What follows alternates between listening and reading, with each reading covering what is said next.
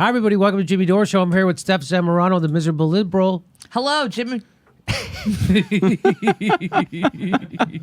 Hello. And Ron Placone is here. Hey, Jimmy. Hey, howdy, howdy. There's no whiter word in the English language than howdy. Hey, so guess what? I don't know if you know, but Facebook is helping us decide what's real and fake news. You know that, right? They're trying to decide. Fortunately, they're coming to the rescue, yes. Oh, thank God, because if it wasn't for Jeff Zuckerberg and Facebook, I would believe the moon was made of cheese. Yes. And I wouldn't be able to tell the difference between a real story and a fake story, even though the National Enquirer is right there when I check out every day at the grocery store. Yeah. Somehow I know that stuff's full of it, even though Ralph's is selling it. When I need somebody to determine what is and isn't real news, I think of a rich kid that made a website to rank college girls, guiding me through the process. I think that would be the guy. That's what I need. Well, guess what? There's some stuff he won't take off. Facebook's Zuckerberg says he won't remove Holocaust denial posts. Can you believe this? Founder of social media giant says those denying Holocaust may be doing so unintentionally. I've unintentionally denied the Holocaust. I meant to, what did I mean to do? I meant to get the recipe for a bundt cake, and I ended up denying the Holocaust. It was unintentional. Oh, you're an unintentional racist? Unintentional. Ron? I meant to say didn't happen, but I said did. I mean, wait. I looked at the transcripts, and I meant to say wouldn't. So, by the way, we've showed you another video just segment last week. They gave a strike to a newspaper's Facebook page for posting the Declaration of Independence. Yes. The Declaration of Independence because they took it down for hate speech. This is true. So they'll take down the Declaration of Independence, but they won't take down. Hey, Facebook can do whatever they want, I guess, until we declare it a public utility, which I think it should be. Mm-hmm. And but it's talk about your squiggly line, huh? Declaration of Independence, hate speech, Holocaust denial, unintentional. Not going to screw with it.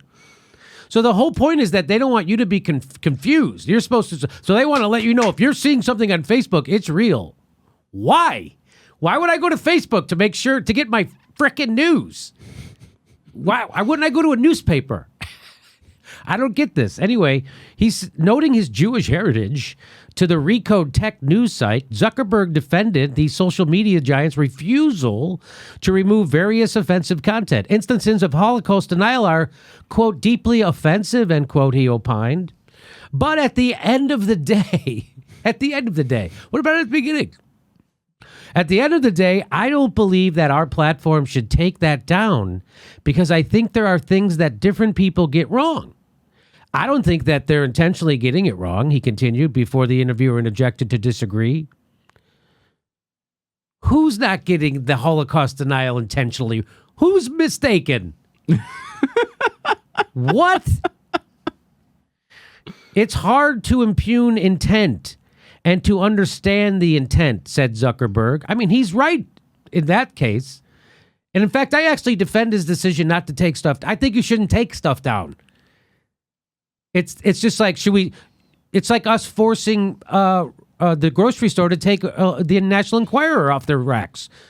Is that a good idea? Do you think that would be a good idea? I probably wouldn't notice for a really long time whether it was there or not. But yeah, I see what you're saying. Because it's fake news. Right. I mean, it's ridiculous. Yeah, absolutely. I mean, we're grown-ups. It's called free speech. It's called America. We know that what the National Enquirer is. We know what bullshit is. You mean it's not? I've been waiting years to meet Bat Boy. You're telling me he's not even out there? Not even out there. So again, I always make the point: what is real news? What's not fake news? Was it fake news when the Washington Post said that Iraq had weapons of mass destruction because they said it? That was fake. Would Jeffrey Zuckerberg pull that down? No. Mark. I said Mark. I Mark said Jeffrey. Zuckerberg, yeah. It's Mark Zuckerberg. I always get that wrong. I just think, as abhorrent as some of those examples are, I think the reality is also that I get things wrong when I speak publicly. I'm sure you do. Remember how? Remember, I get things wrong, just like, on the same par as the Holocaust. And but the other night, I said, "Oh no, I left my keys in the car." I didn't. So that happens. So I do get things wrong when I speak publicly. Mm-hmm. Right? I said, what else did I say? I don't know what I've said a lot of things that are wrong publicly. I've occasionally said objective when I meant to say subjective. You know. Mm-hmm. I've pronounced the T in often. Oh, I've done that. I've done that. Yeah. So I'm sure a lot of leaders and public figures we respect do too. And I just don't think that it is the right thing to say we're going to take someone off the platform if they get things wrong, even multiple times. Well, what? And you can always make an editor's note. Editor's note. Holocaust did happen. Whoops. The Facebook head, meaning Zuckerberg, Mark. That's right. That was good. The Facebook head, Zuckerberg, said the social network drew the line at calls for violence. I don't think you do. I don't think you do. When people were calling for a bombing of Syria, I don't think you took those people off your platform, did you? When people were calling for the drone bombing of Julian Assange, I don't think you took those people off. When people were calling for killing people in Libya, I don't think you took those posts off. So that's not true. They don't draw the line at violence. They draw the line at certain types of violence. If you advocate for violence for people we know in the United States, then yes. But if you advocate for killing people we don't know outside of our country, totally cool. What we will do is we'll say, okay, you have your page, and if you're not trying to organize harm against someone or attacking someone, then you can put up that content on your page, even if people might disagree with it or find it offensive. So now it's all over with. I mean, if he's going to allow Holocaust denial on Facebook and not take it down, what are you going to take down? I guess then all this stuff about him policing fake news is not true. They're not going to, which is good. I don't think they should do that. Mm-hmm. I don't want Mark Zuckerberg deciding what I'm too stupid to believe or not. Yeah, especially since his track record's not the greatest anyway. It's like Declaration of Independence. No, we got a Holocaust denial. You're not hurting anybody. You're fine. I mean, there it is.